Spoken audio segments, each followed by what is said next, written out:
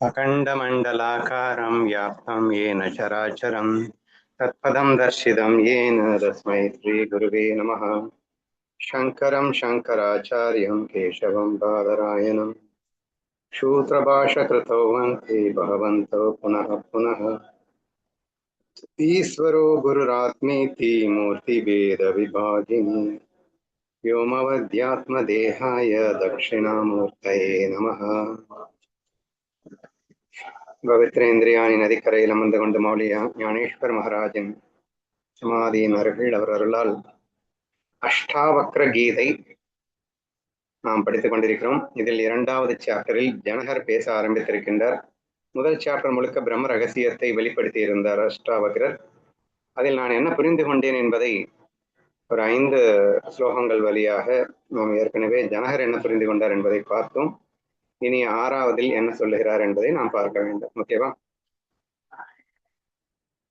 Just as the sugar produced from the juice of the sugarcane is permeated with the same taste, so all this produced out of me is completely permeated with me. ரொம்ப ரொம்ப முக்கியமான ஒரு ஸ்லோகம். கரும்பு சாற்றிலிருந்து தயாரிக்கப்படும் சர்க்கரை முழுவதும் அதே இனிப்பு சுவை எப்படி நிறைந்திருக்கிறதோ, என்னிடமிருந்து உருவான இந்த உலகம் அனைத்தும் என்னாலேயே நிறைந்திருக்கிறது. இப்ப தூய அறிவு அப்படின்னு சொன்னா நீங்க என்ன ஃபீல் பண்ணணும்? சச்சித் ஆனந்த உணர்விற்கு தூய அறிவுன்னு பேரு, அல்லது பிரம்மானந்த உணர்விற்கு தூய அறிவுன்னு பேரு. இங்க அறிவுங்கிறது அறிதலை குறிக்கிறது, உணர்தலை குறிக்கிறதுன்றதை நம்ம அடிக்கடி பேசிட்டு இருக்கோம். சரியா? ஏன்னா நம்ம கன்ஃபியூஸ் ஆயிடக்கூடாதுன்றதுக்காக ஏதோ இந்த உலக அறிவை பற்றி இங்கே பேசுவதல்ல. இது உணர்வை பற்றி பேசுவது, அனுபவத்தை பற்றி பேசுவது, சச்சித் அனுபவத்தை பற்றி பேசுவது, ஆனந்தத்தை பற்றி பேசுவது. ஸோ அதுக்கு பேர் தான் இங்கே தூய அறிவு என்று நாம் சொல்லப்படுகிறது. சரியா?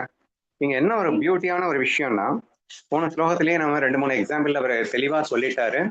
இந்த ஒட்டுமொத்த உலகமும் அந்த பிரம்மஸ்வரூபமே அப்படிங்கிறத என்னென்ன எக்ஸாம்பிள் ரீகால் பண்ணுங்க பார்க்கலாம். 1, அலைகள், நுரை மற்றும் குமிழ்கள் நீரிலிருந்து வேறுபட்டவை அல்ல. அது போலவே என்னிடமிருந்து இந்த உலகம் அனைத்தும் என்னை தவிர வேறு ஒன்றும் இல்லை. அது ஒரு எக்ஸாம்பிள் காட்டினாரு. அடுத்து, ஒரு துணியை ஆராய்ந்தால் அது வெறும் நூலே என்பது எப்படி தெரியுமோ அது போல இந்த உலகத்தை ஆராய்ந்து பார்த்தால் அது என்னை தவிர வேறு ஏதும் இல்லை என்பது புலனாகிறது. ஸோ இந்த 2 எக்ஸாம்பிள் மூலியமா ரொம்ப தெளிவா நமக்கு ஒரு விஷயத்தை சுட்டி காட்டுறாரு. அது என்னன்னா, இங்கே பிரம்மத்தை தவிர எதுவுமே இல்லை அப்படிங்கிறது தான். அது உலகமா டுவாலிட்டியா தோற்றம் அளித்துக் கொண்டிருந்த போதும் கூட அது பிரம்மமே தவிர வேற அல்ல அப்படிங்கிறது தான். எப்படி இங்க ஒரே தண்ணி அது அலையாவும் நுரையாவும் பபிள்ஸாவும் இருக்கோ, அந்த மாதிரி ஒரே பரபிரமம் இந்த உலகத்துல மனிதர்களாகவும் மிருகங்களாகவும் பறவைகள் செடி கொடிகளாக இருக்கின்றன. இங்கே நீங்க என்னென்ன விதவிதமான டுவாலிட்டிஸை பார்க்கலாம். But at the same time அந்த ஒன் அல்டிமேட் பிரின்சிபிள் தான் இங்க விதவிதமா தெரியுது. ஸோ பெஸ்ட் எக்ஸாம்பிள் நமக்கு அந்த தண்ணி எக்ஸாம்பிள் தான், கிளாத்தை விட. ஏன்னா அதுல பல இருக்கு. கிளாத்ல கூட நூலு கிளாத்துன்னு ஒண்ணுதான் இருக்கு. அங்க வேவ்ஸ்ன்னு சொல்றோம், அப்புறம் பபிள்ஸ்ன்னு சொல்றோம், நுரைன்னு சொல்றோம். அப்படி டிஃப்ரெண்டா நம்ம பேசக்கூடிய ஒரு விஷயமா இருக்கு. ஆனாலும் அது தண்ணீரே என்பது நமக்கு தெளிவாக தெரிகிறது அப்படிங்கிற ஒரு விஷயம். இது ரொம்ப இம்பார்ட்டன்டான ஸ்லோகன். நான் ஏன் சொல்றேன் அப்படின்னா, அந்த தூய அறிவே எங்கும் நிறைந்திருக்கிறதுன்னு என்ன அர்த்தம்? சச்சித்தானந்தமே எங்கும் நிறைந்திருக்கிறதுன்னு அர்த்தம். அப்படின்னா இங்க இருக்கக்கூடிய அந்த உணர்வுகள் அப்படிங்கிறது பாத்தீங்கன்னா, ஒருத்தன் சிரிப்பான், ஒருத்தன் அழுவான், ஒருத்தன் கோவப்படுவான், ஒருத்தன் டிஃப்ரெண்டான எக்ஸ்பிரஷன்ஸை ஒவ்வொரு நாளும் ஒவ்வொருவருமே வெளிப்படுத்தி கொண்டிருக்கிறார்கள். சரியா? அப்போ இது எல்லா எக்ஸ்பிரஷன்ஸும் சச்சிதானந்தமா அப்படின்னு கேட்டா ஆமாம் என்ற ஒரு விஷயம் தான் இந்த ஸ்லோகம் சுட்டி காட்டுகிறது. ஏன்னா கரும்பு சாற்று இருந்து தயாரிக்கப்படும் சர்க்கரை கசப்பா இருக்குமா? சூப்பரான எக்ஸாம்பிள். இங்க சர்க்கரை எதனால் தயாரிக்கப்படுகிறது? அதனுடைய மூலக்கூறே இனிப்பு தான். அப்போ கரும்பு அப்படிங்கிற இனிப்பினால் தயாரிக்கப்படும் சர்க்கரை கசப்பா வர்றதுக்கு எப்படி வாய்ப்பு இல்லையோ, அப்படி சச்சிதானந்த சுரூபத்தை மூலமாக கொண்டு கற்பனையிலே உலகமாக விரிந்திருக்கின்றது. அப்போ மூலம் எது அப்படின்னு கேட்டீங்கன்னா சச்சிதானந்தம் தான். அப்போ இங்க சர்க்கரை அப்படிங்கிறது இந்த உலகம். இந்த உலகத்துக்குள்ள நவரசங்கள்னு வச்சுக்கோங்க. அப்ப டிஃப்ரெண்ட் உணர்வு இருக்குதான், இல்லைன்னு சொல்லல. அந்த டிஃப்ரெண்ட் உணர்வுக்கு மூலம் எது, பேஸ் எது அப்படின்னு கேட்டீங்கன்னா, இங்க சர்க்கரைக்கு எது கரும்பு பேஷா இருக்கோ அந்த மாதிரி இங்க 9 நவரசங்களுக்கும் இந்த 9 டிஃப்ரெண்டான பயம், கோபம், பதட்டம், சுகம், துக்கம், எல்லா உணர்வுகளுக்கும் அடிப்படை எது அப்படின்னு கேட்டீங்கன்னா அந்த சச்சிதானந்தமே. அப்ப அந்த தூய அறிவே, அந்த தூய உணர்வு தான் just for the sake of fun வந்து அது டிஃபரெண்டா காட்சியளித்துக் கொண்டிருக்கிறது. அப்படிங்கிறப்போ அது டிஃபரெண்டா இருக்க முடியுமா? எப்படி வந்து கரும்பு இனிப்பு அப்படின்னா சர்க்கரையும் இனிப்பா தான் இருக்க முடியுமோ, அப்படி இந்த உலகத்துல லட்சக்கணக்கான உணர்வுகள் நீ பார்த்தா கூட அது சச்சிதானந்தத்தை விட்டு வேறா இருக்க முடியுமா? அப்ப ஆனந்த உணர்வை விட்டு வேற ஒரு உணர்வு இருக்க முடியுமான்னு இருக்கிறதுக்கு வழியே இல்லை. இதை புரிஞ்சுக்கிறதுக்கு நம்ம நடிகர் எக்ஸாம்பிள் ரொம்ப ரொம்ப சூப்பரா ஈஸியா உதவும்னு வச்சுக்கோங்களேன். அதுல என்ன ப்ரூவ் பண்ணுவோம்? ஒரு நடிகன் இருக்கின்றான், அவனே ஒரே படத்திலேயே கூட 10 வேஷம் போட்டு நடிச்சான். இந்த 10 வேஷத்துல ஒருத்தன் வில்லனா வர்றான், ஒருத்தன் ஹீரோவா வர்றான், ஒருத்தன் ஆணா வர்றான், பெண்ணா வர்றான், கிழவனா வர்றான், இளமையா வர்றான், எங்க வர்றான், எல்லாமே இருக்குங்க. அப்போ ஒரு feeling cannot match with other feeling மாதிரி இருக்கு. வில்லனுடைய உணர்வு போயிட்டு ஹீரோவோட உணர்வு எப்படி மேட்ச் பண்ணவே முடியும்? அப்படி எக்ஸ்ட்ரீம்லி ஆப்போசிட்டான உணர்வு மாதிரி உங்களுக்கு ஃபீல் ஆகலாம். பட் நல்லா யோசிச்சு பார்த்தீங்கன்னா, கமலஹாசன் அப்படிங்கிற அந்த ஒரு உணர்வில் இருந்து தானே இந்த 10 உணர்வும் வெளிப்பட்டது. ஏங்க இந்த கமலஹாசன் அந்த பேஸ் உணர்வு தானங்க 10 உணர்வா இங்கே மாயையில தோற்றமளித்துக் கொண்டிருக்கிறது.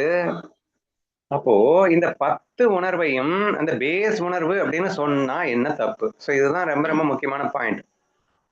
அப்போ இங்கே அவர் வந்து ஒரு ஒரு இடத்துல அழுகிற மாதிரி சீன் இருக்கும், சிரிக்கிற மாதிரி இருக்கும், கோவப்படுற மாதிரி இருக்கும், இருக்கட்டும்.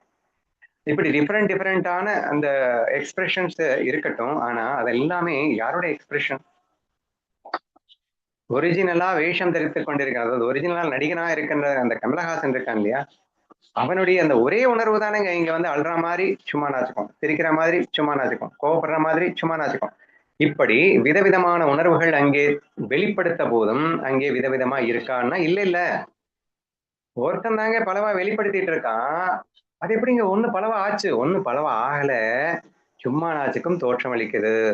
ஏன்னா மாயையில தானே அங்க இருக்க முடியும். ஒரு நடிகன் இங்க மாயையில மட்டும்தான் அப்படி 10 வேஷமா 10 உணர்வுகளா காட்சியளிக்க முடியும். உண்மையில எப்படி இருக்க முடியும்? உண்மையான உணர்வு ஆனந்த உணர்வு, அது மாறாதது. உண்மைன்னா என்ன? உண்மைக்கு டெபினிஷனே என்ன? அது ஒரு காலும் மாறாதது, அழியாதது, எப்போதும் இருப்பது. அப்போ ஆனந்த உணர்வு எப்போதும் இருப்பது அப்படின்னு சொல்லியாச்சுன்னா, அப்ப அழுகின்ற உணர்வு எப்போதும் இருக்கிறது இல்ல, சிரிக்கின்ற உணர்வு எப்போதும் இருக்கிறது இல்ல, கோவப்படுற உணர்வு எப்போதும் இருக்கிறது இல்ல. அப்ப இது எல்லாமே மாயையில சும்மா நாச்சுக்கும் தோற்றுவிக்கப்பட்ட உணர்வு. அது மாறிக்கொண்டிருக்கும், அது உண்டாகி மறைந்து கொண்டிருக்கும்.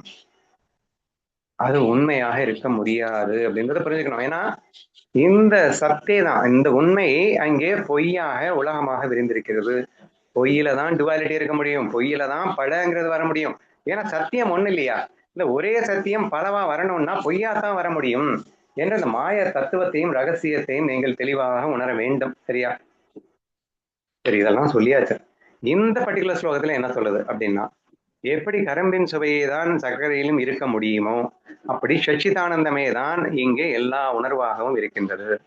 இப்போ இவன் ஒரு நடிகன் அழுது கொண்டிருக்கின்றான், பயங்கரமா அழறான். ஆனா அடுத்த சீன்ல வந்து பயங்கரமா சிரிக்கிறான். இப்ப இந்த அழுதல் அல்லது சிரித்தல், இந்த இரண்டுமே ஒரே ஆனந்தத்தின் வெளிப்பாடு என்று சொன்னால் என்ன தவறு? ஒரே நடிகனின் வெளிப்பாடு தானேங்க, நடிகனுடைய ஒரே உணர்வின் வெளிப்பாடு தானேங்க. இதுல என்ன டிஃபரன்ஸ் நீங்க பாத்திர முடியும்? அப்கோர்ஸ் தோற்றத்துல பாத்தீங்கன்னா அழுகுறான், இன்னொரு இடத்துல சிரிக்கிறான். அது தோற்றத்துல எக்ஸ்ட்ரீம்லி ஆப்போசிட்டான உணர்வு மாதிரி தெரியலாம். பட் பேஸ்ல, அடிப்படையில, மூலத்துல ஒரே உணர்வு தாங்க. அழுற மாதிரி இங்க நடிச்சிட்டு இருக்கு, அங்கே சிரிக்கிற மாதிரி நடிச்சிட்டு இருக்கு. அப்போ இங்கே இருக்கின்ற அந்த ஒரே உணர்வு தான் இங்கே அப்படி மாறி மாறி வந்து கொண்டிருக்கின்றன என்று இந்த விஷயத்தை நம்ம ஆழமா புரிஞ்சுக்கிட்டோம் அப்படின்னா கண்டிப்பா இங்கே சச்சிதானந்தமே எங்கும் இருக்கின்றது அப்படின்றத நம்மளால ஈஸியா புரிஞ்சுக்க முடியும். இப்ப இன்னொன்னு என்ன, நான் ஒருவனே கல்பனையாக இந்த உலகமாக விரிந்திருக்கின்றேன், இதுதானே பிரம்ம ரகசியம். இப்ப நான் ஒருவனே கல்பனையிலே விதவிதமாக பிரம்மமாக விரிந்திருக்கின்றேன். நான் ஒருவன் யாரு? சச்சிதானந்தம். என்னுடைய சொரூபம் என்ன? Permanent bliss. இப்ப இந்த இப்ப நான் இப்ப இதுதான் கரும்பு, ஓகேவா? இப்ப நான் வந்து இப்ப என்னவா மாறிட்டேன் அப்படின்னா, அங்க சர்க்கரையா மாறின மாதிரி இங்க உலகமா மாறிட்டேன். இப்போ உலகமா மாறினதுக்கு அப்புறமா அந்த ஆனந்தம் காணாம போயிடுமா? போகத்தான் முடியுமா? ஏன்னா அதுதானேங்க இதுதான் இருக்கு. தோற்றத்திலே மாறி இருக்கு என்பதற்காக அதனுடைய பேஸ் வந்து மாறத்தான் வாய்ப்பு இருக்கிறதா, மாறுமா? சோ இதுதான் மேஜரா நீங்க யோசிக்கணும். சரியா? அப்போ சச்சிதானந்த உணர்வுங்கிறது பேஸ் உணர்வு. அந்த உணர்வு உலகத்துல பட்டு பிரதிபலிக்கும் போது அது விதவிதமா சும்மா நாச்சுக்கும் தென்படுமே தவிர அது உண்மையில் சச்சிதானந்த உணர்வே தான் என்ற ஒரு தீர்மானத்துக்கு நீங்கள் வர வேண்டும் என்பதுதான் ஜனகர் வந்து என்ன எப்படி ரியலைஸ் பண்ண அப்படிங்கறத எக்ஸ்பிளைன் பண்ணும்போது எவ்வளவு அழகா எக்ஸ்பிளைன் பண்ணிருக்காரு அப்படின்னா புரிஞ்சுக்க ட்ரை பண்ணுங்க. ஓகேவா? இப்ப மறுபடியும் இன்னமும் உங்களுக்கு ஒரு டவுட் வரலாம். என்னங்க நீங்க கரும்புல இருந்து சர்க்கரை வந்துச்சு, கரும்பு இனிப்பு சர்க்கரை இனிப்பு புரியுது. ஆனா உலகம் அப்படி இல்லையே. உலகத்துல வந்து எக்கச்சக்கமான டிஃபரன்ஸ், எங்க ஆனந்தமே காணுமே. ஆனந்தத்தை தவிர எல்லாம் இருக்கு, நீங்க ஆனந்தம் தான் இங்க இருக்குங்கிறீங்க. எப்படி நான் புரிஞ்சுக்கிறதுன்ற டவுட் மறுபடியும் மறுபடியும் வர்றதுக்கான சான்சஸ் இருக்கு. மாய தத்துவத்தை புரியாத வரைக்கும் இதை நம்மளால புரிய வைக்கவே முடியாது. ஏன்னா மாயையில இருக்கக்கூடியது உண்மை இல்லாத வெறும் தோற்றம். அப்ப உண்மை இல்லாத தோற்றத்தை எனக்கு நிரூபிக்க சொல்லுங்க அப்படின்னா நான் எப்படி நிரூபிக்கிறது? அதாவதுங்க ஒரு கண்ணாடிக்கு முன்னாடி நிக்கிறீங்க, ஒரு 1000 நீங்க முன்னாடி நிக்கிறீங்க, அங்க வந்து 1000 பீசஸ் ஆஃப் கண்ணாடி இருக்கு அப்படின்னு வச்சுக்கோங்களேன். அப்ப 1000 தெரியுறீங்க. நீங்க ஒருத்தர் நிக்கிறீங்க, 1000 தெரியுறீங்க. 1000 தெரியறத எப்படி 1 1000 ஆச்சு, எப்படி 1 1000 ஆச்சுன்னா 1 1000 எப்படிங்க ஆக முடியும்? ஆகலைங்க. அது சும்மா நாச்சுக்கும் தெரியுது அப்படின்னு சொன்னாதானங்க புரிய வைக்க முடியும். அப்போ நீ நினைக்கிறதெல்லாம் உண்மைன்னு நினைச்சிட்ட அப்படின்னா இங்க அழுவது உண்மை, சிரிப்பது உண்மைன்னா என்னால ப்ரூஃப் பண்ணவே முடியாது. அது சும்மா நாச்சுங்க. இங்க 1000 பேர் இருக்கானா? நீ இருக்கிறது ஒருத்தன் தானே. அந்த ஒருத்தனே இப்ப 1000 தெரிஞ்சான் தானே. இதுதானே சத்தியம். அப்ப அந்த தெரிவதை நீ பற்றி கொண்டு எப்படி 1000 ஆச்சு, எப்படி 1000 ஆகலே இல்ல, ஆனா தானே எப்படி ஆச்சுன்னு சொல்ல முடியும் நானு. அது எப்படி அழுகிற மாதிரி இருக்கு? அளவே இல்லடா எவனோ, சிரிக்கவே இல்லடா எவனோ. உண்மையாக அளவில்லை, உண்மையாக சிரிக்கவில்லை, உண்மையாக கோபப்படவில்லை. அப்ப இங்க எல்லாமே மாயையிலே சும்மா நாச்சக்கம் தான் இது இருக்கின்றது என்று புரிந்து கொண்டால்தான் பேக்ல சச்சிதானந்தம் தான் இருக்குங்கிறத தெளிவா புரிஞ்சுக்க முடியும். அப்ப நீங்க வந்து கேட்கலாம், ஏங்க எனக்கு பேக்ல சச்சிதானந்தம் எல்லாம் தெரியலங்க, எனக்கு தெரியறதெல்லாம் எனக்கு தெரியறது எல்லாமே ஜஸ்ட் எங்க என்ன நான் அனுபவிக்கிறேன் மன உணர்வுன்னு சொல்லுவோம் இல்லையா, அந்த மன உணர்வு மட்டும்தான் எனக்கு தெரியுது. ஆத்ம உணர்வு ஆனந்த உணர்வாகுது, ஆத்ம உணர்வாகுது, அதெல்லாம் ஒன்னும் எனக்கு தெரியலங்க. ஏன்னா நம்ம மீண்டும் மீண்டும் வாதிட்டு கொண்டே இருக்கின்றோம். சரியா? ஆனா ஆத்ம உணர்வு இருக்கிறதுனால தானே மன உணர்வே இருக்கு. சரி விடு, மன உணர்வு மாறுது. மன உணர்வு மாறி மாறி தானே இருக்கு. அழுதுகிட்டே இருக்கவன் பெர்மனண்டா அழல, சிரிக்கிறே பெர்மனண்டா சிரிக்கல, கோவப்படுறவன் பெர்மனண்டா கோவப்படல, அப்பப்போ கோவப்படுறான், சிரிக்கிறான், அழறான், அப்படித்தானே இருக்கு. அப்போ எது முடிவு செய்தது இப்ப அழணும்னு, இப்ப சிரிக்கணும்னு, இப்ப மாறணும்னு? அப்ப உன்னால மாத்திக்க முடியுதுன்னா அழுறவன் நீ இல்லடா, அழணும்னு நினைச்சு அழுற மாதிரி நடிக்கிறவன் தானடா நீ. அதனாலதான் நீ சிரிக்கணும்னு நினைச்சு சிரிக்கிற மாதிரி நடிக்க முடியுது. அழுவதே நீ என்றால் அப்ப நீ சிரிக்கவே முடியாது. சிரிப்பதே நீ என்றால் திரும்பி அழவும் முடியாது. So the emotions are just you are producing and it's not you. See, you are producing the emotions and therefore you are creator of the emotions and you are not the created emotion. நான் சிரிப்பவன், நான் அழுபவன், நான் சுகி, நான் துக்கி அப்படிலாம் இல்ல. நான் சுகத்தை வெளிப்படுத்துகிறேன், நான் துக்கத்தை வெளிப்படுத்துகிறேன், நான் அழுகையை வெளிப்படுத்துகிறேன், சிரிப்பை வெளிப்படுத்துகிறேன், கோபத்தை வெளிப்படுத்துகிறேன். இதுதானே கரெக்டா இருக்க முடியும். அப்போ அந்த ஒண்ணு கான்ஸ்டன்டா இருக்கணும், அது விதவிதமா வெளிப்படணும், இப்படித்தானே முடியும். அப்ப அந்த ஒண்ணுதான் இங்கே எசன்ஸ். ஓகேவா? அந்த ஒண்ணு ஆனந்தமா தான் இருக்கு. அப்ப ஆனந்தத்தோடே தானே இங்கே அழுகின்றது. நல்லா புரிஞ்சுக்கோங்க. இப்பதான் நான் கரெக்டா புரிய வைக்க வர்றேன். இவ்வளவு நேரம் கூட எங்கெங்கயோ போயிட்டு இருக்கேன். இங்க கரும்பும் சர்க்கரையும் ஒண்ணுன்னு நான் ப்ரூவ் பண்ணி ஆகணும் இல்லையா? இப்போ ஆனந்தமாக நடிகன் அழுகின்றான்னு நீங்க எப்ப உணர்றீங்களோ அப்பதான் உங்களால புரிஞ்சுக்க முடியும். நீங்க அந்த நடிகனுடைய உணர்வும் ஆனந்த உணர்வுன்னு வச்சுக்கோங்களேன். இப்ப அழுதுட்டு இருக்கும்போது அந்த ஆனந்தம் மிஸ் ஆகுமா? அந்த உணர்வு காணாம போயிடுமா? தான் நடிகன் தனக்கு எந்த பாதிப்பும் இல்லை, அது சும்மா நாச்சுக்கும் அழ போறோம்னு அவனுக்கு தெரிஞ்சுதானே அழுதுட்டு இருக்கான். அப்ப அந்த ஆனந்த உணர்வு எந்த அளவுல மிஸ் ஆகாமலே தானே சும்மா நாச்சுக்கும் தானே அழுதுட்டு இருக்கான். இந்த அழுகிற உணர்வு தான் சும்மா, ஆனந்த உணர்வு சும்மா கிடையாது. அதுதான் உண்மை. சரியா? அதனால இந்த ஆனந்த உணர்வு மிஸ் ஆகாது என்ற விஷயத்தை புரிந்து கொள்ள வேண்டும். இல்லைன்னா நான் அடிக்கடி இந்த மேடை பாடன எக்ஸாம்பிள் சொல்லுவேன், அது ரொம்ப ஈஸியா புரியும் பாருங்க. இப்போ பயங்கர துள்ளி குதிச்சுட்டு ஒரு பாட்டு பாடிட்டு இருக்கான், எல்லாத்தையும் துள்ளி குதிக்க வச்சுட்டு இருக்கான். அடுத்த செகண்ட் ஒரு சோக பாடல்ல நீங்க பாடுங்கன்னு கொடுக்குறாங்க. டக்குன்னு வந்து ஒரு ஒரு 10 செகண்ட்ஸ்க்குள்ள அவன் ஒரு ஃபீலிங்குள்ள போறான். அவன் கண்ணுல இருந்து நீர் கொட்டுது, நான் தழுதழுக்குது, வேற லெவல்ல ஒரு பாட்டை பாடுறான். அங்க இருக்கிறவங்க எல்லாருமே பயங்கரமா அலறாங்க அப்படிங்கிற அளவுக்கு இவன் வந்து ஒரு சோகத்தை வெளிப்படுத்துறான். இங்க அவன் சோகமானவனா, சோகத்தை வெளிப்படுத்தியவனா? முதலில் வந்து பயங்கரமா சந்தோஷமா இருந்தான்ல, அவன் சந்தோஷமானவனா அல்லது சந்தோஷத்தை வெளிப்படுத்தினவனா? ரொம்ப ஈஸியா புரியுது பாருங்க. சரியா? So if you understand in this way that வெளிப்படுத்தியது அப்படிங்கிறது உண்மை அல்ல, பொய். ஆனா வெளிப்படுவது எது? ஆனந்தம் தான். டிஃபரெண்டா வெளிப்படுது, ஓகே. பட் எது வெளிப்படுது? ஆனந்தம் தானே வெளிப்படுது. அங்க இருக்கிறது என்ன? சர்க்கரையா இருந்தாலும் ஆனந்தம் தான். பாக்குறதுக்கு வேறையா தான் தெரியும். அங்க அல்ற மாதிரி தெரியுது, ஆனா அது உண்மை இல்லை. உண்மை என்ன? ஆனந்தம் தான். ஒருத்தன் சிரிக்கிற மாதிரி இருக்கான், இது சிரிக்கிறது உண்மை இல்லை, அது தெரியுது சிரிக்கிற மாதிரி, உண்மையில ஆனந்தம் தான். கோவப்படுறான், அது கோபம் இல்லை, அது கோவப்படுற மாதிரி தெரியுது, உண்மையில என்ன? பேக்ரவுண்ட்ல ஆனந்தம் தான். ஏன்னா எல்லாமே நடிப்புப்பா, எல்லாமே நீ மட்டும்தான் இருக்கு, நீ தான் எல்லா வேஷங்களையும் போட்டு நடிச்சிட்டு இருக்கு என்று நீ பார்க்கும்போது அந்த அதிஷ்டான உணர்வு அப்படிங்கிறது மாறாதது, என்றும் நிலையாகவே இருக்கும், அதை மாற்றவும் முடியாது. இந்த ஆஸ்பெக்ட்ல நீங்க திங்க் பண்ணி பாருங்க அப்படின்னு சொல்றேன். புரியுதா? நான் மறுபடியும் படிக்கிறேன், எக்ஸ்பிளைன் பண்ணிட்டேனா இல்லையான்னு நீங்க தான் சொல்லணும். கரும்புச்சாற்றிலிருந்து தயாரிக்கப்படும் சர்க்கரை முழுவதும் அதே இனிப்புச் சுவை எப்படி நிறைந்திருக்கிறதோ, என்னிடமிருந்து உருவான இந்த உலகம் அனைத்தும் என்னாலேயே நிறைந்திருக்கின்றது அப்படின்னு இந்த இடத்துல நான் சொல்லும் போது, என்னுடைய சச்சிதானந்தத்தாலேயே நிறைந்திருக்கிறதுன்ற எக்ஸ்ட்ரா ஒரு விஷயத்தை புரிய வைக்கிறதுக்காக தான் நான் இவ்வளவு நேரம் டைம் எடுத்துக்கிறேன். சரி, என்னாலேயே நிறைந்திருக்கிறதுன்னா அந்த எண், அந்த நான், அந்த உண்மையான நான் எதுன்னா சச்சிதானந்தம். அப்ப எங்கும் எதிலும் எப்போதும் சச்சிதானந்தம் மட்டுமே நிறைந்திருக்கிறது அப்படிங்கிறத புரிஞ்சுக்கிறதுக்காக சொன்னேன். சரி, இதை எப்படி நம்ம ப்ராக்டிக்கல் லைஃப்ல இம்ப்ளிமெண்ட் பண்றது, அப்ளை பண்றது அப்படிங்கிறது தான் ரொம்ப ரொம்ப முக்கியமான விஷயம். இப்ப இந்த உலகத்தை எப்படி பார்க்கணும்? இந்த உலகத்தை என்னுடைய கற்பனையா பார்க்கணும். இப்ப முன்னாடி 10 பேர் இருக்காங்க அப்படின்னா அவங்களை எப்படி பார்க்கணும்? நீ ஒரு கற்பனை உலகத்துல இருக்கும்போது இந்த உலகம் ஒரு 10-20 பேர்கிட்ட நீ பேசுற மாதிரி நீ கற்பனை பண்ணுவே இல்லையா? அங்க உண்மையிலேயே யாராவது இருந்தாங்களா? யாருமே இல்லை. இல்லைனாலும் அந்த இருக்கிற மாதிரி ஒரு அனுபவத்தை உன் கற்பனையில அடைஞ்சியா? ஆமா, அடைஞ்சேன்.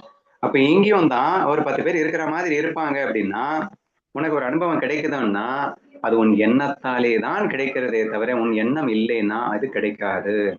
முழுக்க முழுக்க உன் கற்பனை. என்ன கற்பனை வேர்ல்டு நீ தெரிஞ்சு செய்வ, நிஜ வேர்ல்டுல நீ தெரியாம செய்யற, அவ்வளவுதான். நீ தெரிஞ்சு செஞ்சாலும் தெரியாம செஞ்சாலும் உன் கற்பனையை மட்டும்தான் நீ இந்த உலகமா மாறி இருக்க.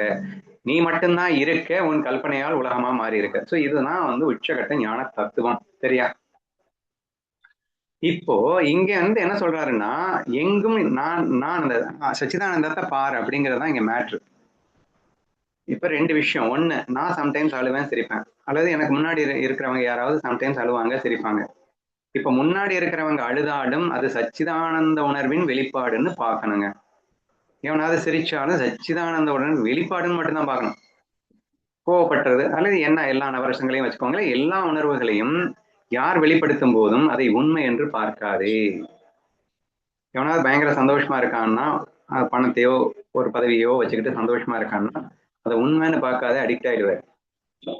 அல்லது ஒருத்தன் பயங்கர துக்கப்பட்டுக்கிட்டு இருக்கான்னா அதை உண்மைன்னு பார்க்காத, கஷ்டப்படுவேன், நீ கஷ்டப்படுவ. அப்போ ஆட்டோமேட்டிக்கா ஃபர்ஸ்ட் வெளியில நீ யாரை பார்த்தாலும் எதை பார்த்தாலும் அது உண்மை இல்லாத வெறும் தோற்றம் என்று பார்.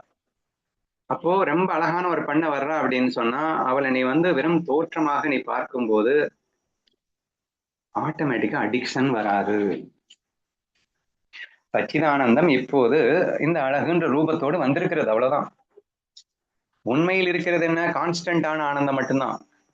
அப்போ இதுல புதுசா சுகம் அப்படிங்கிற ஒண்ணு வர்றதுக்கு வாய்ப்பே இல்லை. வந்துருச்சு அப்படின்னா நீ ஆனந்தத்தை மிஸ் பண்ணாதான் சுகதுக்கம் அப்படிங்கிற போர்வைக்குள்ள நீ என்ட்ரி ஆக முடியும்.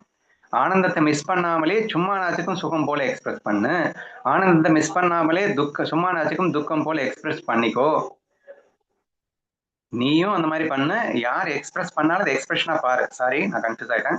முதல்ல நான் சொல்ல வந்தது என்னன்னா, யாரை பார்த்தாலும் அது வந்து சச்சிதானந்தத்தோட எக்ஸ்பிரஷனா பாருங்க அப்படின்னு சொல்லிட்டேன்.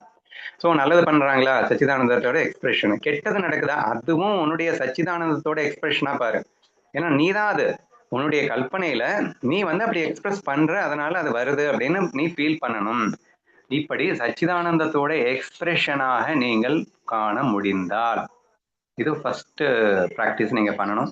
நெக்ஸ்ட் உங்களுக்குள்ள எழுகின்ற அந்த உணர்வுகள் இருக்கு இல்லையா, சம்டைம்ஸ் நல்ல உணர்வா வரும், இன்னொன்னு கெட்ட உணர்வா வரும். அப்போ மன உணர்வுகள் எத்தனை வந்தாலும் அவைகள் எல்லாம் மாய உணர்வுகள், உண்மை இல்லாத உணர்வுகள். ஆனால் உண்மையில் நான் யாருன்னா சச்சிதானந்த உணர்வு. அப்ப எனக்கு எந்த பாதிப்பும் இல்லாமலே தான் இப்ப நான் கலறேன் அப்படின்னா, மேடை பாடகன் பயங்கரமா அழுது பாட்டு பாடினான்ல, அவன் உண்மையிலேயே அவன் வந்து அழுதுனால பாதிப்பானா? ஏன்னா அவனுக்கு தெரியும் இது மாயான்னு, அதனால அவன் பாதிக்காம அழுதான் இல்லையா? அந்த மாதிரி நீங்க இந்த உலகத்துல கம்ப்ளீட் உங்களுடைய மாயை தான் இந்த உலகமா பிரதிபலிச்சிருக்குன்னு புரிஞ்சுக்கிட்டீங்க அப்படின்னா, அது உங்களுக்குள்ள இருந்த எழுகின்ற எக்ஸ்பிரஷன் ஆகட்டும் அல்லது அடுத்தவங்க கிட்ட இருந்து வருகின்ற எக்ஸ்பிரஷன் ஆகட்டும், அனைத்தும் சச்சிதானந்த உணர்வின் வெளிப்பாடுன்னு நீங்க பார்க்கும்போது, மாயைன்னு சேர்ந்து பார்த்துடுறீங்க, ஆனந்த உணர்வின் வெளிப்பாடுன்னு பார்த்துறீங்க, நானே அதுன்னு சேர்ந்து பார்க்குறீங்க. ஸோ இந்த மாதிரி நீங்க பார்த்து ப்ராக்டிஸ் பண்ணினீங்க அப்படின்னு சொன்னா நீங்க ஆத்மா சுரூபத்திலேயே திளைத்திருப்ப முடியும் அப்படிங்கிறதான் எனக்கு தெரிஞ்ச இந்த ஸ்லோகத்திற்கு விளக்கமாக வைக்கின்றேன். அடுத்த ஸ்லோகத்துல நாக்கு எக்ஸாம்பிள் ஞாபகத்துக்கு வருது. நாக்கே தான் அறுசுவையா இருக்கு அப்படிங்கும்போது நாக்குக்குன்னு எதுவும் தனி சுவை அப்படிங்கறதுலாம் கிடையாது. ஸோ அது ஏதோ ஒரு அனுபவம் கிடைக்குது. அப்போ வந்து டேஸ்ட் தெரியுதே, ஸ்வீட்னா ஆகான்னு நம்ம சாப்பிடுறோமே, பாகற்காய்னா சீனு கசக்குதுன்னு நம்ம வந்து தூக்கி போடுறோமே அப்படின்னா, என்னுடைய அனுபவம் அப்படிங்கிறது எங்க இருந்து கிடைக்குதுன்னா என்னுடைய எண்ணத்துல இருந்து தான் இங்க வந்து கிடைக்குதே தவிர, அங்க வந்து நாக்குக்குன்னு ஏதாவது ஒரு டேஸ்ட் இருக்கான்னா அதுக்கு எதுவுமே கிடையாது, வெறும் ஜடம்தான். நான் என்னுடைய மனசுல அந்த அந்த அனுபவம் இப்படி இப்படி இருக்கணும்னு நான் தான் நினைச்சு வச்சிருக்கேனே தவிர நாக்குக்குன்னு தனி சுவை கிடையாது. Okay okay. சோ ஆழ்ந்த உறக்கத்தில் இருக்கும்போது நாம் உண்மையான உணர்வில் இருக்கின்றோம், ஆனால் வெளிப்படும் போது விதவிதமாக வெளிப்படுகின்றோம்.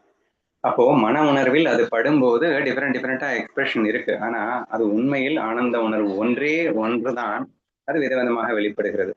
அப்ப நாக்குல சுவைகள் வந்து டிஃபரெண்டா இருக்கு அப்படின்னாலும் அந்த ஒரே நாக்கின் ஒரு உணர்வு அது விதவிதமாக வெளிப்படுத்துகிறது என்பதுதான் உண்மையாக இருக்க முடியுமே தவிர, உண்மையிலேயே பல உணர்வு இருக்கு அப்படிங்கிறது நமக்கு நிச்சயமா இருக்க முடியாது. ஒரு உணர்வு ஒரு விஷயங்களின் அடிப்படையில ஒரு நாடகத்துக்காக விதவிதமா எக்ஸ்பிரஸ் பண்ணி காட்டுது. Only the change in expression and not in actually bliss. பிளிஸ்ல எந்த விதமான சேஞ்சஸும் இருக்காது, எக்ஸ்பிரஷன்ல மட்டும்தான் சேஞ்சஸ் இருக்கும் அப்படிங்கிறத நம்ம புரிஞ்சுக்கலாம்.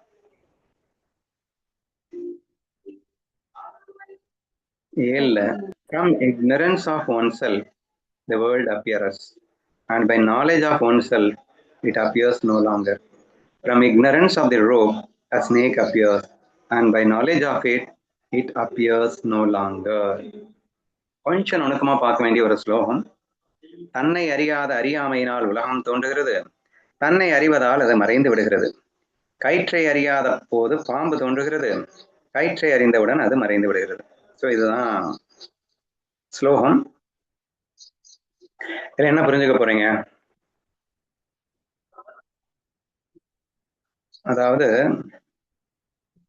இக்னரன்ஸ்ல இருக்கும்போது மட்டும்தான் உலகம் தெரியும், நீங்க இக்னரன்ஸ்ல இல்ல உங்களுக்கு அறியாம நீங்கிடுச்சுன்னா உலகம் காணாம போயிடும் அப்படிங்கிற மாதிரி வந்திருக்கு இல்லையா? அந்த எக்ஸாம்பிள் கூட பாருங்களேன்.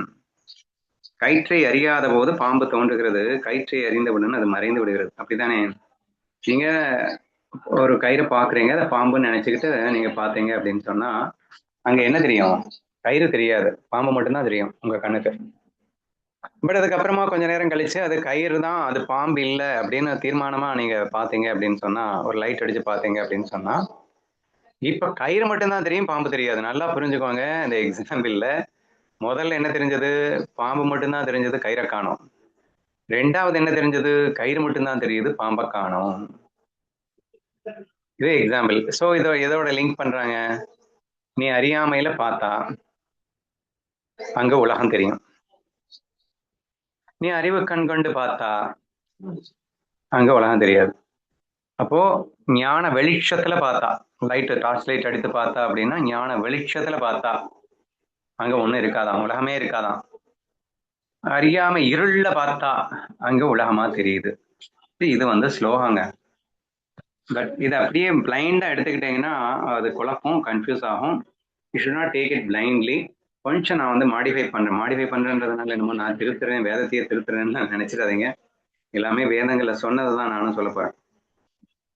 இப்போ அறியாமை விலகியவுடன் அங்கே தோற்றம் மறைகிறது அப்படின்னு போட்டிருக்கு இல்லையா? அறிவதால் அது மறைந்து விடுகிறது அப்படின்னு, தன்னை அறிவதால் அது மறைந்து விடுகிறது, உலகம் மறைந்து விடுகிறது அப்படின்னு வருது. அது உண்மையில மறையாது அப்படிங்கிறத நீங்க புரிஞ்சுக்கணும், சரியா? ஸோ இந்த ஸ்லோகத்தை வச்சு நீங்க கன்ஃபியூஸ் ஆக வேணாம். அது மறையாது, ஆனா இருக்காது. என்னையா சொல்ற? மறையாதுங்கிற அப்புறம் இருக்காதுங்கிற, தட் இஸ் த திங். அப்போ அங்க ஏன் வந்து இவர் மறைந்து விடுகிறதுன்னு சொல்லிக்காருன்னா, இருக்காதுங்கிறதுக்காக அவர் சொல்லியிருக்கிற வார்த்தை தான் மறையாது அப்படின்னு சொல்லிட்டு. இருக்காது அப்படிங்கிறதுக்கு பதிலா இங்கே மறைந்து விடும் அப்படின்னு சொல்லியிருக்காங்க. ஆனா வாட் இஸ் தி ட்ரூத் அப்படின்னா, இருக்காதுங்கிறது உண்மை, ஆனா மறைந்து விடும் அப்படிங்கிறது உண்மை இல்லை. தோற்றம் இருக்கத்தான் செய்யும், ஆனா அது உண்மையா இருக்காது அப்படின்றத நீங்க புரிஞ்சுக்கணும், ஓகேவா? இப்ப நான் சொல்றேன், இந்த கயிறு எக்ஸாம்பிள் இருந்தே வரும். இப்போ ஒரு கயிறு இருக்கு, அந்த கயிறு யாரு அப்படின்னா அந்த கயிறு தான் நான், சரியா? இப்ப நான் மட்டும்தான் இருக்கேன். இப்ப நான் என்ன பண்றேன் அப்படின்னா, ஒரு கற்பனையின் துணை கொண்டு நானே வந்து உலகமா மாறிடுறேன். இப்ப கயிறு என்ன பண்ணுதுன்னா, தன்னையே ஒரு பாம்பாக சும்மா நாச்சுக்கு நினைக்குது. நினைச்ச உடனே அதற்கு பாம்பின் அனுபவம் கிடைக்குது. கரெக்ட் தானே? நீங்க கற்பனை உலகத்துல நீங்க வந்து ஒரு ஏழையா கூட இருப்பீங்க, ஆனா நீங்க கற்பனை உலகத்துல ரொம்ப பெரிய பணக்கார மாதிரி ஒரு கற்பனையை பண்ண உடனேயே அந்த பணக்கார ஃபீலிங் உங்களுக்கு வரும் இல்லையா? இந்த கெத்து அந்த மாதிரி எல்லாரும் உங்களை பார்த்து செலிபிரேட் அடிக்கிறாங்க, உங்களுக்கு பலவிதமான போகங்கள் எல்லாமே இருக்கு. இன்ஃபேக்ட் கரெக்டா ஒழுங்கா கற்பனை பண்ண தெரிஞ்சவனுக்கு நாட்டிலேயே எச்சில் ஊறிடும். அவன் 5 ஸ்டார் ஹோட்டல்ல போய் சாப்பிட்டுட்டு இருக்கும்போது நிஜமான டேஸ்டே அவன் அனுபவிக்க முடியும் if you have a strong good imagination அப்படின்னா, அப்படின்னு சொல்லிட்டு சைக்காட்ரிஸ்ட் ப்ரூவ் பண்ணியிருக்காங்கன்னு வச்சுக்கோங்களேன். ஸோ தேர்ஃபோர் அப்போ இங்க கற்பனையை ஸ்டார்ட் பண்ண உடனே நீ தரித்திரனா இருக்க, ஆனா அங்க பெரிய பணக்காரனா மாறிட்ட. இப்ப என்னுடைய கேள்வி என்னன்னா, தரித்திரன் பணக்காரன் ரெண்டு இருக்கா இல்ல ஒண்ணு இருக்கா? கயிறு பாம்பு ரெண்டு இருக்கா ஒண்ணு இருக்கா? இங்க என்ன காட்டிட்டாரு? கயிறை பார்த்தா பாம்பு தெரியாதுன்ட்டாரு, பாம்பை பார்த்தா கயிறு தெரியாதுன்ட்டாரு. ஆனா நான் என்ன சொல்லிட்டு இருக்கேன், நீ உட்காந்துட்டு இருக்க தரித்திரனா, ஆனா கற்பனையில பணக்காரனா. இப்போ இந்த ரெண்டு விஷயங்கள் அப்படிங்கிறத, தரித்திரனா இருக்கிறத நீ கயிறுன்னு வச்சுக்கோ, எக்ஸாம்பிளுக்காக சொல்றேன். பணக்காரனா இருக்கிறத வந்து பாம்புன்னு வச்சுக்கோ. இப்போ கற்பனையை ஸ்டாப் பண்ணிட்ட அப்படின்னு சொன்னா, கற்பனையை ஸ்டாப் பண்ண வேணாம், இப்ப இருக்கா இந்த ரெண்டு இருக்கு அப்படின்றத புரிஞ்சுக்கோங்க. இப்ப ஞான வெளிச்சத்தோடு நீ பாக்குறதுன்னா என்ன, அறியாம இருளோட பாக்குறதுன்னா என்ன? ஞான வெளிச்சத்தோடு பாக்குறது அப்படின்னு சொன்னா, நான் இங்க உட்கார்ந்துட்டு இருக்கேன், கற்பனையில சும்மா நாத்துக்கும் பணக்காரனா வந்து விஷம் போட்டுட்டு இருக்கேன், இது ஞான வெளிச்சத்தோடு பாக்குறது. இருள பாக்குறதுன்னா என்ன அர்த்தம் அப்படின்னா, நான் பண்ண கற்பனையே, நான் யாருங்கிறதையே நான் மறந்துட்டேன். நான் பண்ண கற்பனையில இருக்கிற இந்த பணக்காரனே நான் தவறா புரிஞ்சுக்கிட்டு இந்த பணக்காரனாகவே மாறி இருந்தேன் அப்படின்னு சொன்னா, அறியாம இருள பாக்குறேன்னு அர்த்தம். ஏன்னா கொஞ்ச நேரம் கழிச்சு என் கற்பனை மாறும், அங்க பிச்சைக்காரனா கூட மாறுவேன். அப்போ உட்காந்துட்டு ஐயோ நான் பிச்சைக்காரன் ஆயிட்டேன் அப்படின்னு நிஜமாவே அடுவேன். ஏன்னா பணக்காரனாக நான் இருக்கின்றேன் அப்படின்னு மட்டும்தான் நான் நினைச்சிட்டு இருக்கேன். இங்க பின்னாடி ஒருத்தன் கற்பனைக்கு ஏத்த மாதிரி இங்க வந்து இங்க ஒரு அனுபவம் வந்துட்டு இருக்கு. நீ கற்பனை பண்றவனையே மறந்துட்டு, நான் கற்பனை செய்பவன் என்பதை மறந்துவிட்டு கற்பனையே உண்மை என்று நம்பிவிட்டதால், அந்த கற்பனையில நீ பணக்காரனா இருந்தா சிரிப்ப, நீ ஏழையா இருந்தா அழுவ. ஆனா அது மாறிக்கொண்டே இருக்கும். இந்த மாற்றத்திற்கு ஏற்றாற்போல் நீ அழுதும் புலம்பிக் கொண்டே இருக்க வேண்டும் அப்படிங்கிற மாதிரி இருக்கும் என்பதை புரிந்து கொள்ளுங்கள். இது எழுதுல அறியாமை என்னும் இருள பார்த்தா. அப்படியே ஞான வெளிச்சத்துல பார்த்தீங்க அப்படின்னா, நான் ஆத்மஸ்வரூபம், எனது கல்பனை இந்த உலகமாக விரிந்திருக்கின்றது அப்படின்னுட்டா, என் கற்பனையில நீ பணக்காரனா இருந்தானே, ஏழையா இருந்தானே, எவ்வளவு மோசமான ஒரு கற்பனையா இருந்தானே, because it's not going to touch you in any வே. உங்களுடைய இமேஜினேட்டிவ் வேர்ல்ட்ல இருக்கக்கூடிய எதுவுமே இமேஜினேட் பண்ணிட்டு இருக்கிறவனே எதுவுமே டச் பண்ண போறது இல்ல. நீங்க பெரிய பெரிய சுனாமி வர்ற மாதிரியும் பெரிய பெரிய விஷயங்கள்லாம் உங்க கற்பனையில பண்ணுங்க. அதுல நீங்க அழிகிற மாதிரி கூட நீங்க கற்பனை பண்ணுங்க. ஆனா நீங்க அழிவீங்களா? இந்த ஒரிஜினல் நீ அழிவியா? மாயை கற்பனையில இருக்கக்கூடியது எல்லாமே அழியும் தான், மாறும் தான், போகும் தான், வரும் தான். ஆனா நீ அழிவியா அப்படின்னா நீ அழிய போறது இல்ல. சரி, இப்படித்தான் நீங்க இதை புரிஞ்சுக்கணும் அப்படின்னு நான் சொல்ல வரேன். சரியா? அப்போ நீங்கள் ஞான ஒளியோடு பார்க்கும்போது உலகம் மறையும் அப்படிங்கிறது இல்ல, உலகம் உண்மையாக இருக்காதுன்ற தெளிவு பிறந்து விடும் அப்படிங்கிறது உண்மை. உலகம் இருக்காதுன்னு சொல்றதுதான் இங்க மறையும்னு போட்டிருக்குன்றதை நீங்க புரிஞ்சுக்கணும். ஓகேவா? ஏன்னா உலகம் இருக்காத இருக்கும்ல, அதை இருக்குன்னு நீ சொல்ல போறியா? கற்பனை உலகம் இருக்கா இல்லையான்னு கேட்டா என்ன சொல்லுவ? கற்பனை உலகம் ஒண்ணும் இல்லையே. இல்ல இல்ல, அதைத்தான் இங்க மறையும்னு போட்டிருக்கு. எப்போ நீ உணர்ந்துட்டியோ, நான் சச்சிதானந்த உணர்வுன்னு நீ ஃபீல் பண்ணிட்டியோ, உன்னுடைய கல்பனையா இருக்கின்ற இந்த உலகம் என்பது உண்மை இல்லாத தோற்றம். அப்படின்னா அது இல்ல, சும்மா நாச்சுக்கும் இருக்கு. அப்ப சும்மா இருக்கு அப்படிங்கிறத விட இல்லை என்று சொல்லலாம் அல்லவா என்ற ரீதியில தான் இங்க மறைந்து விடும்னு போட்டிருக்கே தவிர மறையாது, இருக்கும். ஆனா நீ புரிஞ்சப்ப அது சும்மா நாச்சுக்கும் இருக்குன்னு, ஆனா நான் யாருன்றத நீ தெளிவா இருப்ப என்று புரிந்து கொள்ள வேண்டும். சரியா? இப்ப அப்படியே மறுபடியும் அந்த கயிறு பாம்புக்கு வரேன். நீ ஞான இருள்ல, சரி அஜ்ஞான இருள்ல பார்த்த அப்படின்னு சொன்னா அங்க பாம்பு மட்டும்தான் தெரியும், உண்மைதான். ஆனா ஞான பிரகாசத்தோடு பார்க்கும்போது உனக்கு என்ன தெரியும் அப்படின்னா, கயிறே நான் என்ற உணர்வு இருந்தாலும் இப்போதைக்கு பாம்பாக சும்மா நாச்சுக்கும் வேஷம் தரித்து நடித்துக் கொண்டிருக்கின்றேன் என்ற தோற்றமும் தெரியும். அப்போ இந்த பாம்பு தோற்றம் என்பது பொய் என்ற உணர்வோடு பாம்பு தோற்றமும் இருக்கும். ஆனால் உன்னுடைய ஒரிஜினல் உணர்வான அந்த கயிறுன்ற சச்சிதானந்த உணர்வும் இருக்கும். இரண்டும் இருக்கும். ஒண்ணு வந்துச்சுன்னா ஒண்ணு காணாம போயிடுன்ற மாதிரி நம்ம படிச்சோம் இல்லையா? நீங்க லைட் அடிச்சு பாத்தீங்கன்னா அங்க கயிறு மட்டும்தான் தெரியும், பாம்பு தெரியாதுன்றீங்க. பாம்பை பார்க்கும்போது கயிறு தெரியாதுன்னீங்க. That is not actually exactly truth அப்படிங்கிறத புரிஞ்சுக்கோங்க. கன்ஃபியூஷன் இருக்காது. ஆனா அதுக்காக இந்த ஸ்லோகம் தவறுன்னு நான் சொல்ல வரல. என்ன மோட்டிவ்ல என்ன மென்டாலிட்டியில அது சொல்லப்பட்டிருக்கு என்பதை புரிந்து கொண்டால் உங்களுக்கு தெளிவா கிளாரிட்டியே ஆயிடும். சரி, அல்டிமேட்லி இந்த ஸ்லோகம் சொல்ல வருகின்ற ரகசியம் என்ன அப்படின்னு கேட்டீங்கன்னா, உன்னை நீ அறிய வேண்டும் அப்படிங்கிறதுதான் நோக்கம். உன்னை நீ அறிந்து கொண்டால் இந்த உலகம் வெறும் தோற்றமாக மாறிவிடும் அப்படிங்கிறத புரிய வைக்கிறதுக்காக இது சொல்லப்பட்டுள்ளது. உண்மையா எனக்கு தெரியுதே, இந்த உலகம் அப்படியே ஸ்பஷ்டமா தெரியுதே, இது எங்க எனக்கு மாயெல்லாம் ஒண்ணும் தெரியலையே, எனக்கு உண்மையா தெரியுதே அப்படின்னா நீ உன்னுடைய ஒரிஜினாலிட்டியிலேருந்து பார்க்கல, நீ கல்பனையை உண்மை என்று நம்பி பார்த்து கொண்டிருக்கிறாய். உன்னுடைய மூலத்தை நீ இன்னும் பார்க்கல, ஞான வெளிச்சத்தோடு பார்க்கல அப்படின்னு அர்த்தம். சரியா? இப்ப ஞான வெளிச்சத்தோடு பாருன்றத சொல்றாரு. இப்ப ஞான வெளிச்சத்தோடு பார்த்தா என்ன ஆகும் அப்படின்னா, இந்த உலகமே இருக்காது. ஏங்க இருக்காதுன்னா இப்ப உலகம் இருக்க, கற்பனை உலகம் இல்ல இல்ல, இருக்கிற மாதிரி தெரியுங்கிறதுக்காக அதை போய் இருக்குன்னு சொல்லணுமா? ஆனா அறியாமை இருள பார்க்கும்போது அது உண்மைன்னு நம்பிட்டு இருக்க. அப்ப இருக்கும், உண்மையிலேயே இருக்கும் அப்படிங்கிற மாதிரி நீ நம்பிட்டு இருக்க.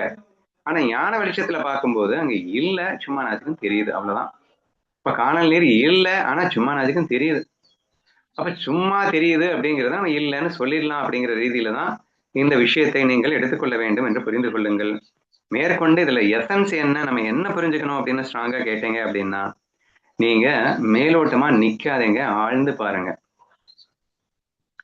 நீங்க பாம்பு பாக்கும்போது பாம்புக்கு உள்ள என்ன இருக்குன்னு பாருங்க.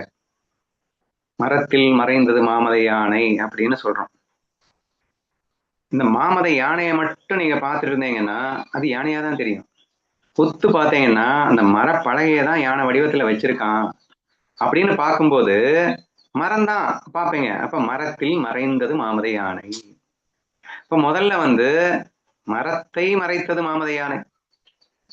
ஏன்னா நீ வெறும் யானையை தானே பாக்குற, வெறும் பாம்பை பாக்குற. ஆனா பாம்பா இருக்கிறதே நான் தானே பார்க்கணும்ல, அந்த கயிறு நான் தானே. அந்த பிரம்மம் தான் இப்ப பாம்பா தெரியுது அப்படின்னு உலகமா தெரியுது. அப்போ இந்த இரண்டையும் சேர்ந்து பார்ப்பது, பொய் நான் உண்மை நான் என்ற இந்த இரண்டையும் உணர முயற்சிப்பது அப்படிங்கிறது தான் இந்த ஸ்லோகத்தினுடைய எசன்ஸா நம்ம எடுத்துக்கணும். அப்ப இந்த உலகத்தை நீங்க என்ன பார்த்தாலும் அது என்னுடைய கற்பனை நான் என்று பாருங்கள். ஆனால் நானும் என்றும் சச்சிதானந்தமாக இருந்து கொண்டிருக்கின்றேன் அப்படின்னு பாருங்க. அப்ப கற்பனை நானும் கூட சச்சிதானந்தத்தை தான் வெளிப்படுத்துது அப்படிங்கிறத ஃபீல் பண்ண ட்ரை பண்ணுங்க. You can realise who you are அப்படிங்கிறத கண்டிப்பாக விரைவாக நம்மால் ரியலைஸ் பண்ண முடியும் என்று நினைக்கின்றேன். We will shift to the next sloka now. நான் இதுவே சாங்தேபா சஷ்டியில பிரம்மம் தெரியும் போது உலகம் மறையும், உலகம் தெரியும் போது பிரம்மம் மறையும்னு பார்க்கும்போது கூட நீங்க கிருஷ்ணா ஃபீல் சொல்லியிருந்தீங்க. கோரை பிடிச்சுக்கோ, ரோல் கூட விட்டுறலாம் அப்படின்னு. அதுக்கப்புறம் போக போக கண்ணனே இத்தனை ரோலாவும் இருக்கான் அப்படிங்கறத மறக்காம நம்ம வந்து ப்ளே பண்ணணும் அப்படின்னு சொல்லியிருந்தீங்க. அதே மாதிரி தான் இப்பவும் கொண்டு வர்றீங்க. கண்டிப்பா இந்த சந்தேக பதார்த்தத்தில் இருக்கக்கூடிய அதே ஸ்லோகம் தான் இங்க மாடிஃபைடு வெர்ஷனா வந்திருக்கு. Next, signing is my essential nature and I am nothing over and beyond that. When the world signs forth, it is simply me that is signing forth. ஒளிர்வதே எனது இயல்பு, அதை தவிர நான் வேறொன்றும் இல்லை. இந்த உலகம் பிரகாசிக்கும் போது உண்மையில் நான் தான் பிரகாசித்துக் கொண்டிருக்கிறேன். Yet another beautiful sloka. ஒளிர்வதே எனது இயல்பு அப்படின்றது ஒரு அற்புதமான விஷயம்.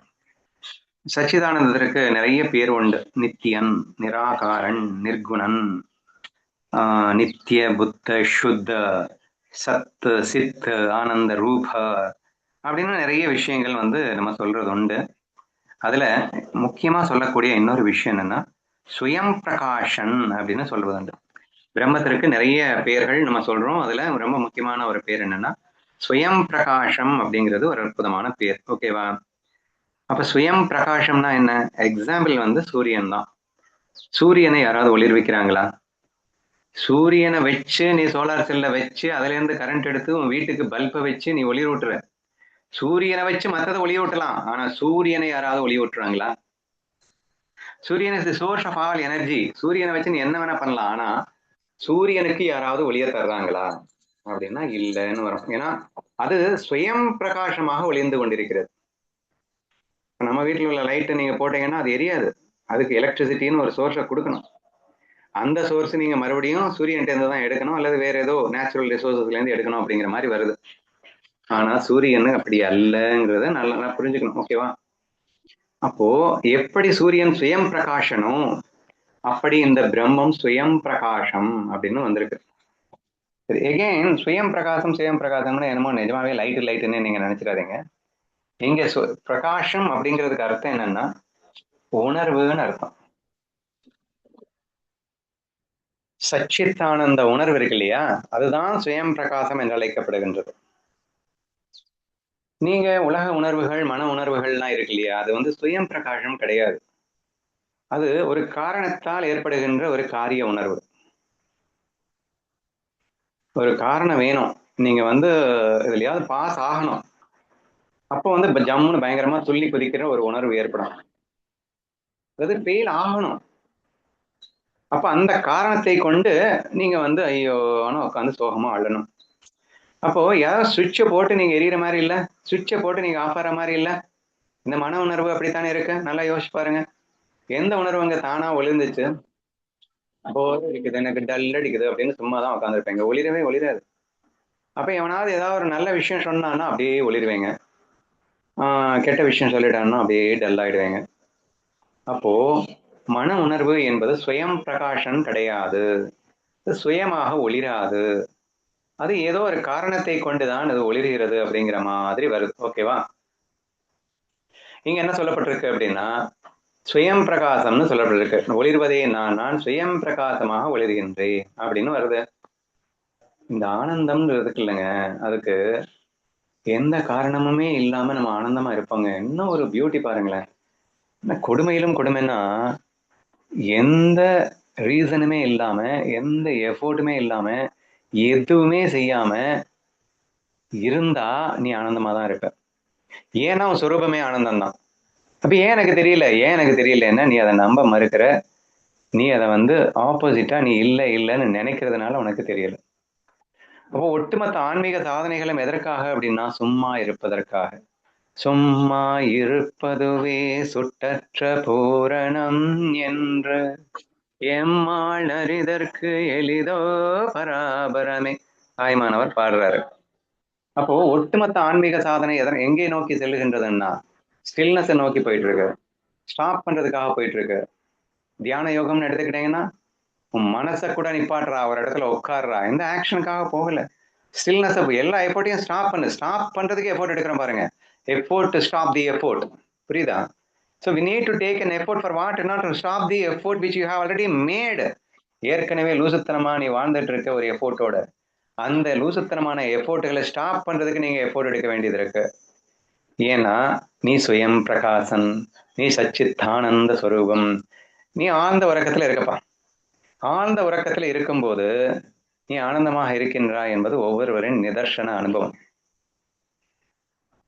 அலாரம் அடிக்கும் போது எனக்கு அது வேண்டாம்னு நினைக்கிறோம். ஏன்னா அந்த ஆனந்தத்தை மிஸ் பண்ண நம்ம விரும்பல.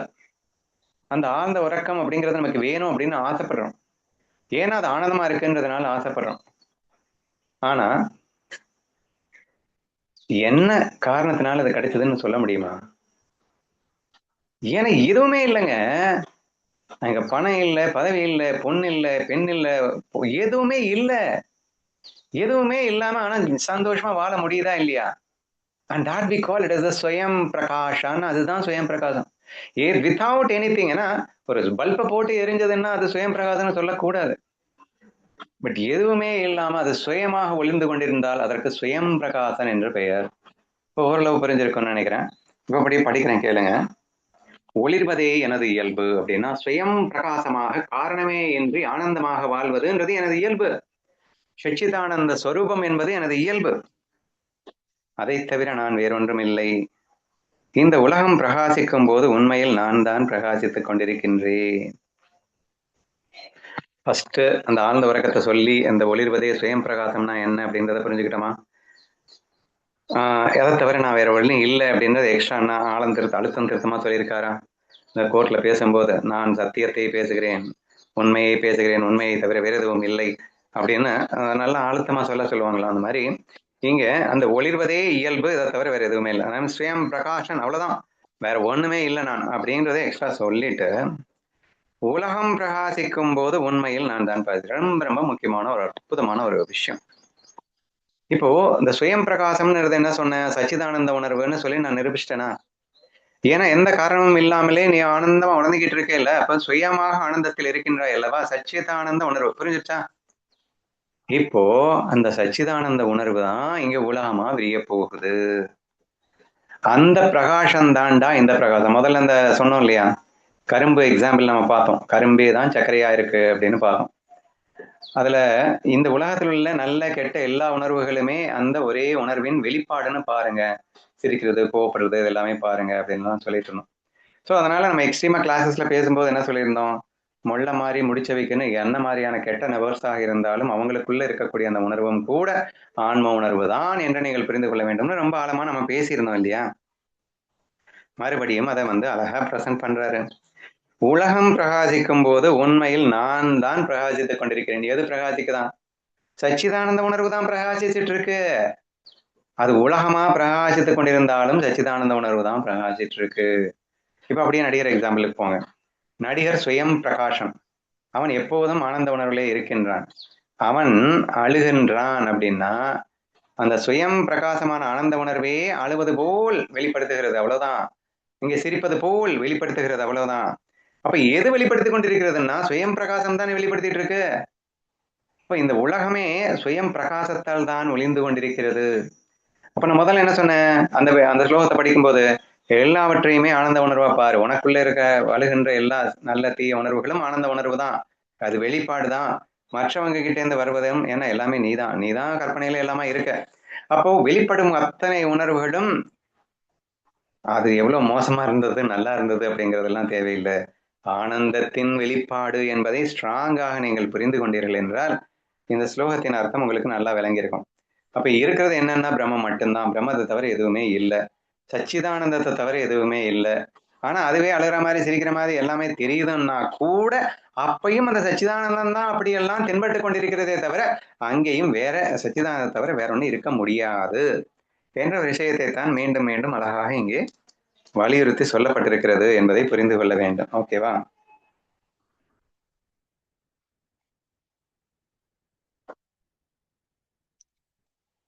All this appears in me imagined due to ignorance. மிக தெளிவாக நம்ம சொல்லிடுற விஷயத்த அழகா சொல்றாரு. உன் கல்பனையால் உருவாக்கப்பட்டதே இந்த உலகம் அப்படிங்கிறத அப்படியே நான் யூஸ் பண்ண அந்த வேர்ட்ஸ் அப்படியே வந்திருக்கு. அறியாமையினால் கற்பனை செய்யப்பட்ட இந்த உலகம் முழுவதும் என்னிடமே தோன்றியது. Just as a snake appears in the rope, the mirage of water in the sunlight, and silver in the mother of pure. கயிற்றில் பாம்பு போலவும் காணல் நீர் போலவும் சிப்பியில் வெள்ளி போலவும் இது தோன்றுகிறது.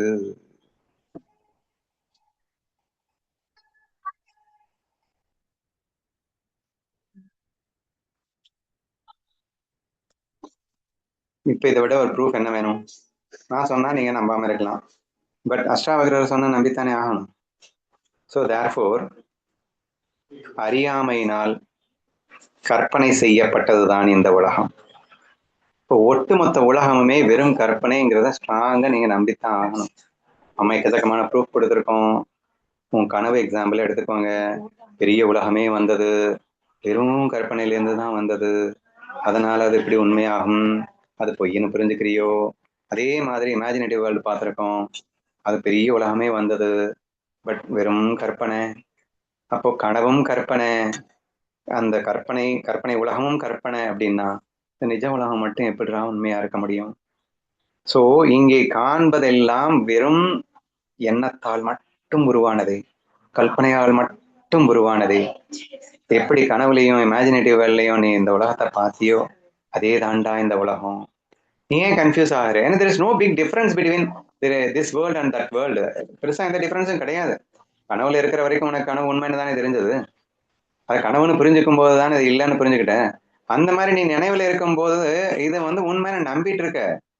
இது நீ ஞான ஒளியோடு பார்த்தேன்னா இது கனவுன்னு உனக்கு புரியும் போது ஆட்டோமேட்டிக்கா நீ அதை புரிந்து கொள்வாய். ஸோ இதுதான் மெயினா சொல்ல வரக்கூடிய ஒரு விஷயம். நிறைய எக்ஸாம்பிள் சொல்லிட்டாரு. கயிற்றில் பாம்பு போலவும், இங்க என்ன புரிஞ்சுக்கணும்னா கயிறு பாம்பாக தன்னை நினைக்கிறதுன்னு புரிஞ்சுக்கணும்.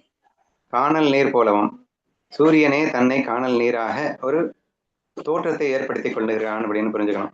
ஆக்சுவலா சூரியன் மட்டும்தானே இருக்கு. சூரிய ஒளி, அந்த கதிர்கள், அந்த சூரிய கிரணங்கள் இருக்கு இல்லையா, அது அப்படியே அற்புதமா ஒரு தண்ணி மாதிரி ஒரு உருவத்தை எடுக்குது. சரியா? அப்போ எது எடுக்குது? சூரிய கிரணங்கள் தான் அந்த உருவத்தை எடுக்குது. அப்ப சூரிய கிரணங்கள் வேற, அந்த உருவம் அந்த தண்ணி வேறன்னு ஆயிடுமா? ஆனா தண்ணி இல்லதான், ஆனா தண்ணி மாதிரி தெரிஞ்சது சூரிய கிரணம் தானே. சூரியனே தானே இங்க தண்ணி மாதிரி தெரிஞ்சது.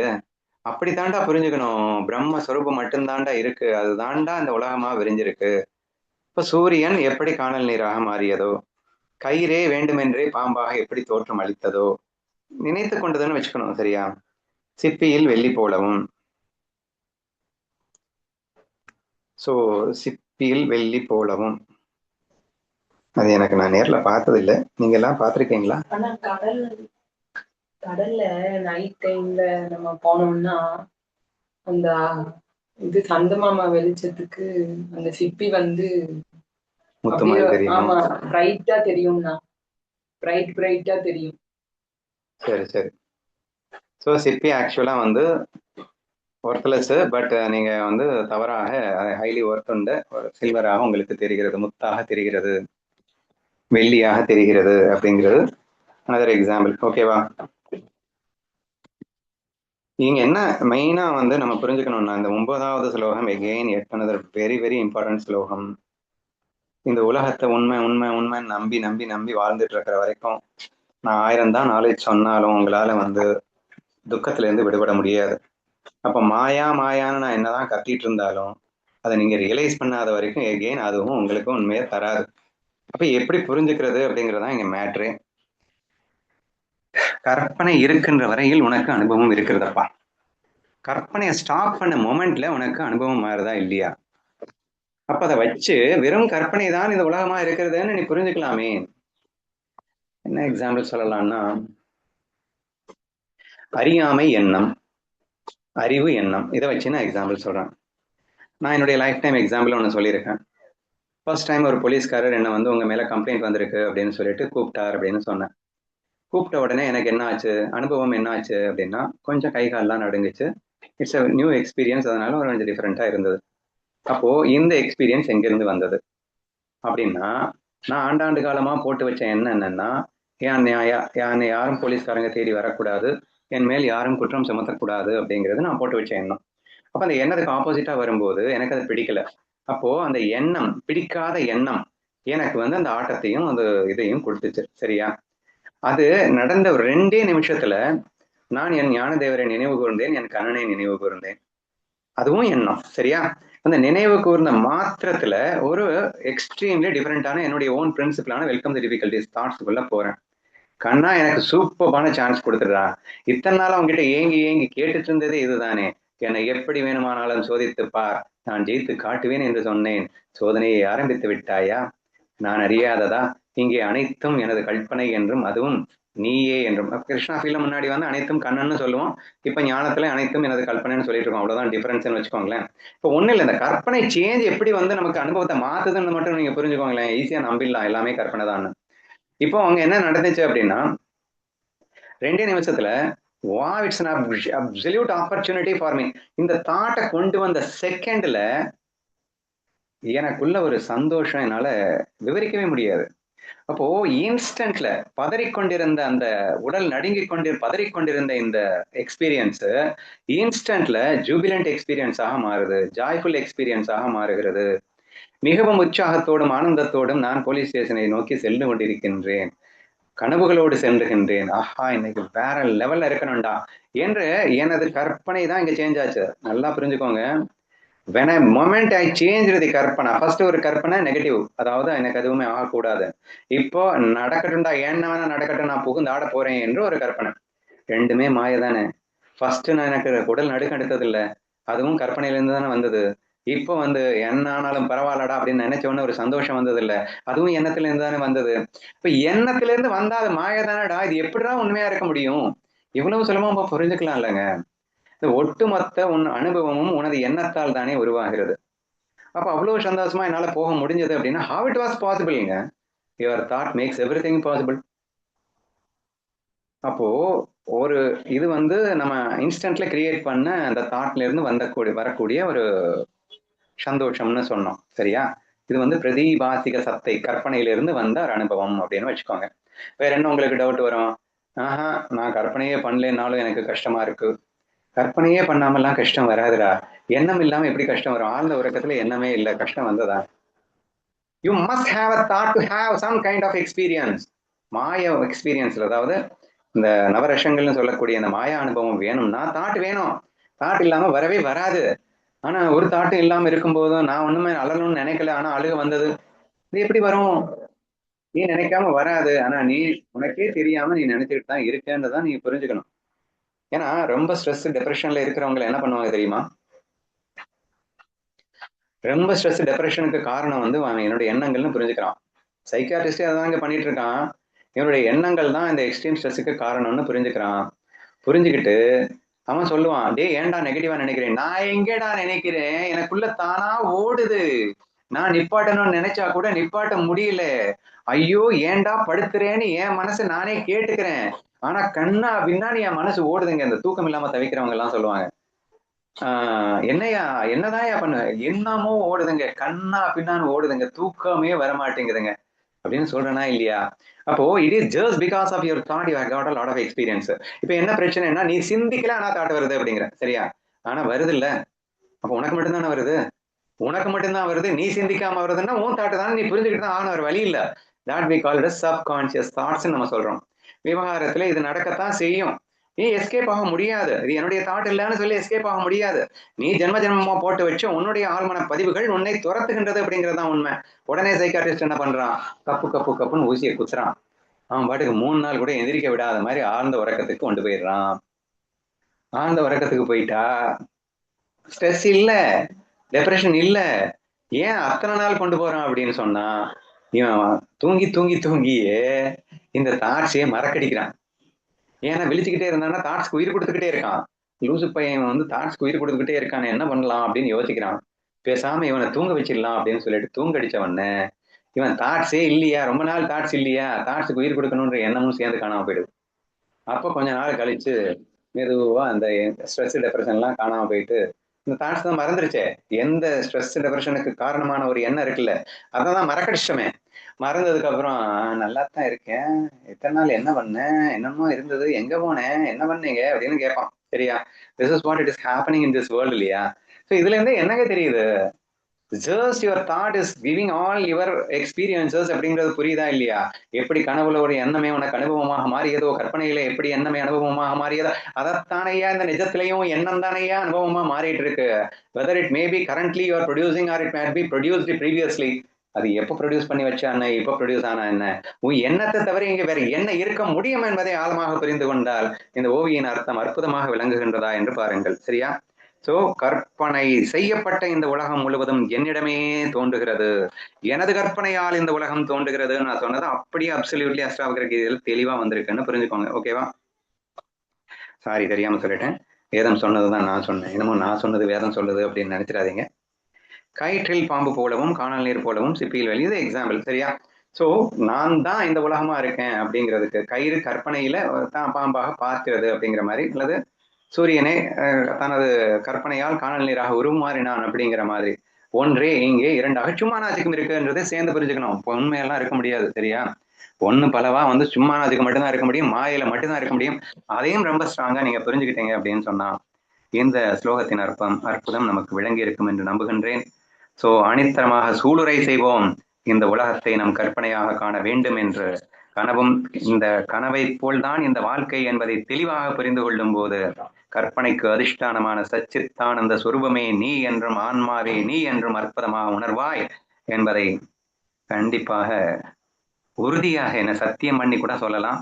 அதனால let us all together try to follow that என்று சொல்லி இன்றைய சத்சங்கத்தை நிறைவு செய்வோம். இதுக்கு பெஸ்ட் எக்ஸாம்பிள் நம்ம ஹால்யூசினேஷன் பேஷண்ட் கூட பார்த்துருக்கோம். ஹெலிகாப்டர்ல பின்லாடன் துரத்துறான் அப்படிங்கிறத உண்மைன்னு நினைக்கிறான். பொய்ய உண்மைன்னு நினைக்கும் போது உலகம் வந்து உண்மையாதான் தெரியும். எப்போ வந்து இது வந்து பொய்ன்னு நினைச்சிட்டானோ, இது என்னுடைய கற்பனைன்னு நினைச்சிட்டானோ, அது ஆட்டோமேட்டிக்கா அது எல்லாமே மறைஞ்சிரும். கண்டிப்பா இந்த எக்ஸாம்பிளையும் எடுத்துக்கலாம்.